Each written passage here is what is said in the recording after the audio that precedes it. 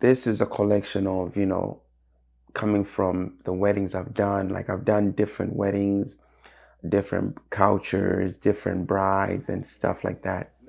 So this is just kind of like how I sum up the filming the bride. This is how I sum it up. And yeah, so this can be applied at almost every wedding. So this is just kind of like what to do, how to film the bridal prep, and it can be applied, it can be adjusted, and whatever, you can add things to it. But this right here is from me, from my experience doing all these weddings. This is what I can tell you about it. So the room, guys. So the room, what I usually do is before the day of the wedding, not even before, like weeks, I tell the bride like, hey, I would really prefer it if, you have less people, if you have less people in the room. The reason being because I don't want a crowded room. I don't want to have to deal with, the babies, the grandmas, the this and that. It's just I want to have creative freedom as far as not creative freedom, like I want to have space, I want to be able to, because honestly, the shots that like the weddings that I usually like kill are the ones that whereby kill as in like, you know, do good at them, like make it better. Like, well, anyways, look, the weddings that I just prefer a room where I have enough space for me to move around, enough space for me to get ideas around. Because when you are confined, it's hard for you to like get your creativity out there. You can work with the room, but it's just like you can't get some of those like wide angle shots of just the bride there and the makeup lady doing the shots, like stuff that you could do if there's only. I've done also weddings where there's only the bride and the people doing the makeup and just one or two people, you know. So I've had a lot of creative room there, and those weddings were awesome. I like that.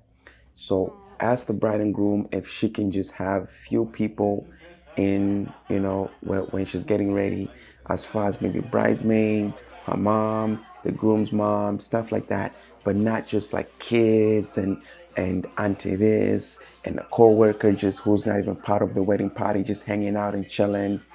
I mean, if they're helpful and getting out of your way, yeah, but you just want less people in there. So, it's less stressful. You know what I mean? So talk to the bride, tell her, please minimize the number of people that will be in the room.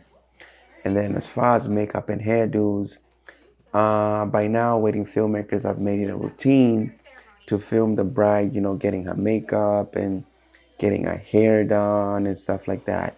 So you expect those shots in wedding films, right? So what I would advise you is you can get that stuff, but film it in a different way, in your own style, add your own style to, those things that are just like occur in every wedding film, like makeup, lady doing makeup, yeah, doing this, like try and, differentiate the way you film your weddings. Okay. I've done a lot of weddings and I'm always like, I always start getting mad, like, damn, why I gotta do the same shots? Okay, close up on the lips. Oh yeah, close up on the eyes. Oh, blah blah blah. The hair, stuff like that. I'm just honestly tired of those shots.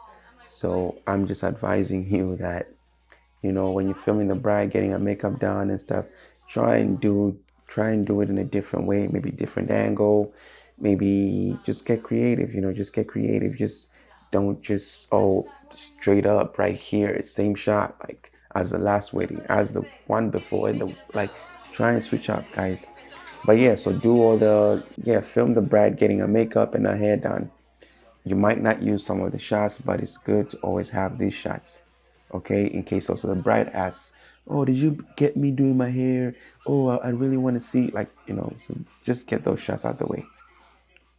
Reenactment shots. So sometimes you get there and the bride has already, got dressed and stuff like that. So stuff like that. Yeah, I like that.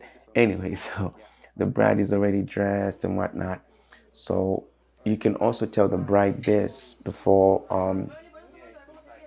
the day of the wedding that, don't stress it. If, let's say, we're going to start at the ceremony, we can always do some of the reenactment shots after the ceremony, and we can arrange a time where I can come in your bridal suite or wherever the room, and we'll do just a little bit of the, reenactments of you putting your makeup on and stuff like that. So let them know that reenactment shots are possible. And yeah. And also for you, you can also, if you didn't get the shots that you wanted to get, you can always tell the bride you want her to reenact some of the shots. Okay, it's easy. It's like what? All you need is 10 seconds of B-roll. So, get those shots, get those, let the bride and groom tell them you can do those reenactment shots, you know. So yeah, so don't worry, this isn't the ceremony, because the ceremony, you can't reenact the ceremony. But as far as like, the bride getting into her dress and the veil and doing the earrings and putting on her shoes, I'll add some behind the scenes where I had to do a reenactment shot of the bride, behind the scenes. You'll see me live telling her, okay, whatever. So watch that behind the scenes and just see how I go about the reenactment shots. But yeah, so I did a whole thing. So check that in the BTS on the section at the bottom. So as far as the dress goes, I usually set up the dress in a spot where I can take some wide angle shots. So that means I will have two location scouts. The best dress shots are those that show little but enough. What I mean, you don't have to overdo it, guys. So some people take shots of the bride, some people don't, but a lot of brides want you to take a shot of their dress, okay, guys, before they put it on. So yeah. So just take like wide angle shots. Just find a spot where you can take the shot of the dress, like the whole thing. And then now you can go into the details and just take a few details of the dress, okay? The patterns or the decorations on the dress, stuff like that. But don't try and overdo it. And when you are putting this in the highlight video, don't try and put like 10 shots of the wedding dress. Just like 1 or 2 shots or 3 is enough. Fly on the wall. What do I mean by fly on the wall? So there are some people in the room that you might not pay attention to, so those people, I consider them fly on the wall. Those are flies on the wall. Well, meaning that, like, fly on the wall might just be like let's say you're in a cab, right? The cab driver to you might be, if you are in there with your friends and you guys are talking, the cab driver might be a fly on the wall. He's just there. He's there, but it's like you don't notice him, but he's there. But he's there, but you don't notice him. And you just talk to your friends, and that guy is there or girl, and they're listening to all your conversations. And sometimes you may even act like they're not listening or they're not there, and sometimes they might just act like they're not even there, because I was driving for Uber, and I know this. That's why I'm giving this an example of a cab driver. I was there just driving people around, and some people would talk to me. I'm a person whereby I like talking and getting to know people and just being open-minded. But some people, like, I would just kind of like gauge them when they get into the my car, like they don't want to be talked to or they don't talk too much. So I would just like gauge and just like, keep driving or go whatever. And some people just like want to keep talking and talking. Oh, so where you from? Or so how's Africa? How's this? How's that? Oh, like, just so friendly. Anyways, so fly on the wall, guys. So yeah, so don't forget all the little people in the room, guys, as far as like the kids in the room, the grandma, this and that, because all those people are there because the bride cares for them. Okay, if the bride didn't really care for those people, they wouldn't be in the room to begin with. So make sure you pay attention and make sure you take at least a few shots. So a few whatever snippets of everybody in the room. You can go up to them and yeah, and just take shots. But also, what I usually do is I tell the bride to introduce me and to just kind of tell me like, oh, this is this person in the room. That's my sister. That's my cousin. That's my coworker. That's my aunt. This is my child. This is that. That's my mom over here. That's my grandma. So that way I know who's important and I know who's who in the room. So that way I can, film accordingly. And also when we get into a crowded room, like the reception, I remember like, okay, so this was the bride's daughter. This was the bride's coworker. Let me film these people. That's the grandma. Let me film that person. You don't want to go through the whole wedding and then the bride's like, oh, did you take shots of my sister? And I'm like, was she part of the bridesmaids? And the bride is like, no, but she was in the room with us.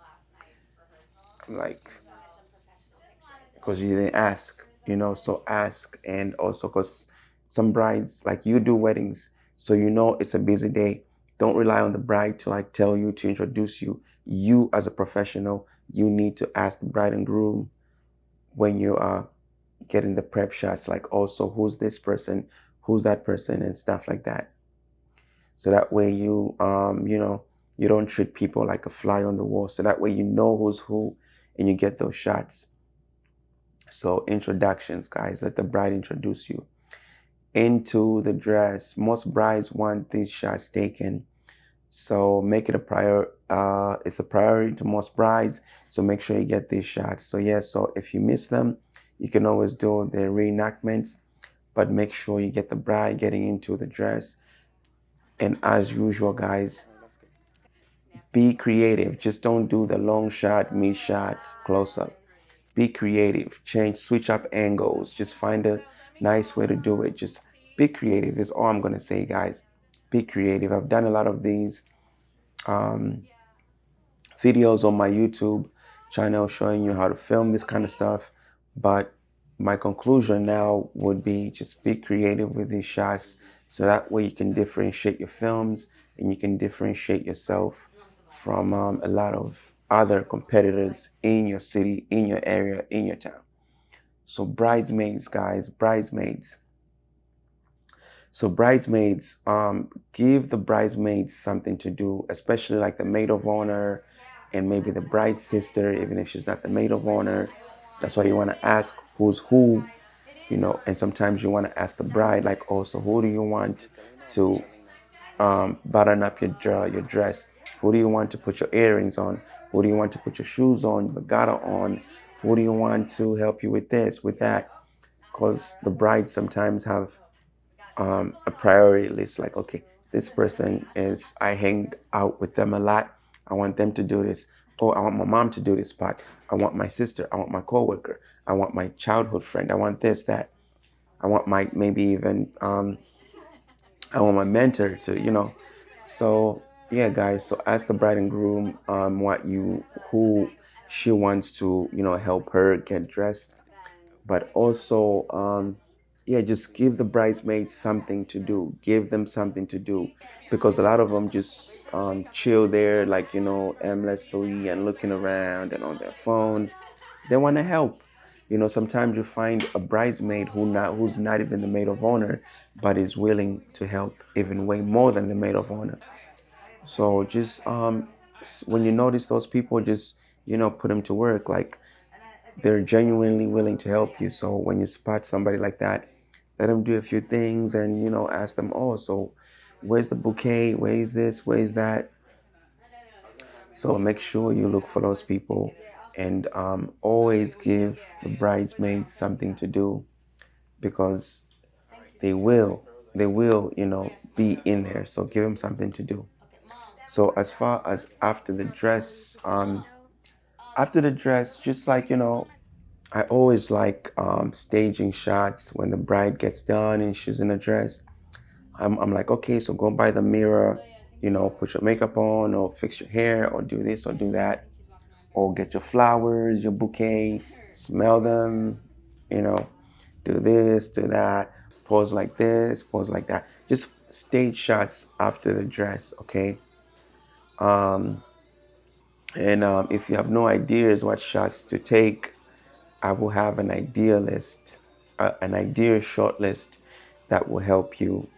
Yeah, so check out that in the document below, and also check out the behind the scenes of how to film a wedding. I'll be putting just different kinds of behind the scenes. But yeah, so check that out in the utilities, in the, what is that code? What is that code? Well, check it down below.